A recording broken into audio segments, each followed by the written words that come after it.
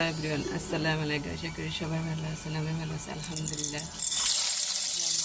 বলেন একটা কথা, যা টাকা থাকলে সব দিক দিয়ে ভালোবাসা পাওয়া থাকলে সবার কাছে ভালোবাসা পাওয়া যায়। স্বামীর কাছে, সন্তানের কাছে, সংসারের কাছে, মা বাবার কাছে, শ্বশুর শাশুড়ির কাছে, এরকম ভালোবাসা চাইছিল দিয়ে যদি সব কিছু পাওয়া যায়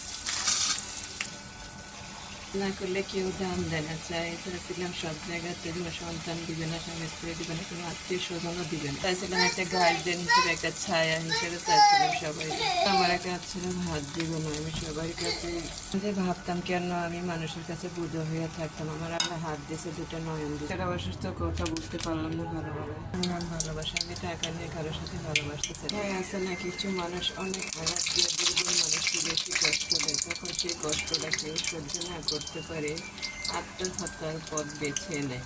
আত্মহত্যা মহাপাপ, তবু মানুষ অধৈর্যের কারণে আত্মহত্যার পথ বেছে নেয় মানুষটা। এটা কখনো কারো কাছ থেকে টাকা পয়সা, ধন সম্পদ, জায়গা সম্পত্তি, বাড়ি গাড়ি কিছুই চায় না, শুধু একটা গার্জিয়ান হিসেবে, ছায়া হিসেবে চাইছিল। আমার ভালোবাসার মানুষটা আমার এত ভালোবাসা দিয়ে মাঝ রাস্তায় আল্লাহ ফেলে ফালাইয়া দিচ্ছে।